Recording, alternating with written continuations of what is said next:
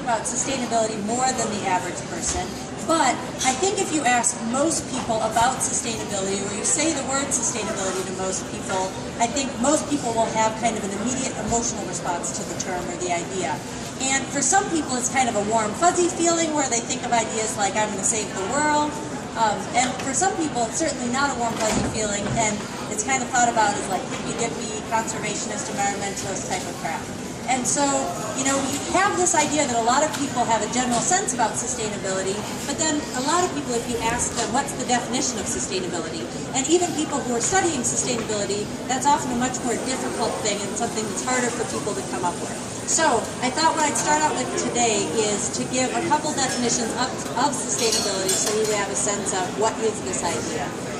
And the most commonly cited definition of sustainability was one from 1987, and it came out of a report often called the Brundtland Report, and it defines sustainable development, which is one aspect of sustainability, but it defines sustainable development is development that meets the needs of the present without compromising the ability of future generations to meet their own needs. So that's one definition. It's very commonly cited. Another definition that encompasses sustainability more broadly would be one that talks about sustainability is the process of moving towards systems that are environmentally beneficial, socially just, and economically profitable both now and into the future. What the second definition has that often resonates strongly with sustainability is it includes the three pillars or the triple bottom line that's often associated with sustainability.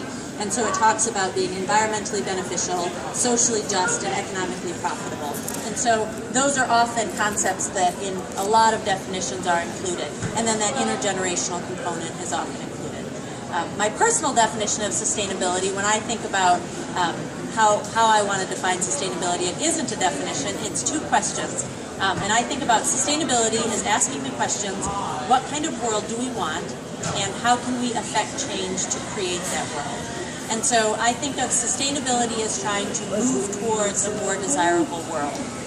And so if you think about that definition of sustainability, I think it becomes a little more obvious why I would argue that we need everyone at the table.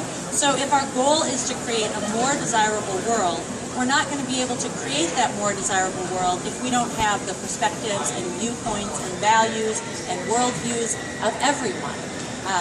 Also, even if we were able to get those viewpoints and we can kind of create a vision for what we want for the world, we're unlikely to get buy-in if we don't include everyone in the conversation. And so I think if we're going to move towards sustainability, it's really important that we have something that we get everyone involved in sustainability. But, as I mentioned at the beginning, there's this emotional response that's often associated with sustainability. And for many people, it's a negative or often feeling kind of defensive type of reaction.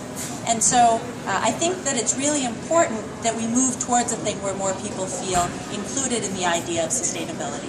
So, as the person with the microphone, if I was going to advocate for something, I would say that those of us who are already passionate about sustainability, who are already in the sustainability camp, we try and make a more concerted effort of inviting everyone to the table and making it more well known that sustainability is something where we need everyone's perspectives and viewpoints and values.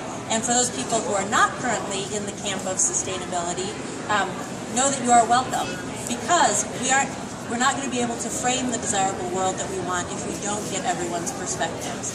And so I think as we continue to become more effective in making sustainability inclusive, we'll make better progress at identifying the world that we want and then beginning to create it. Thank you for your time and attention.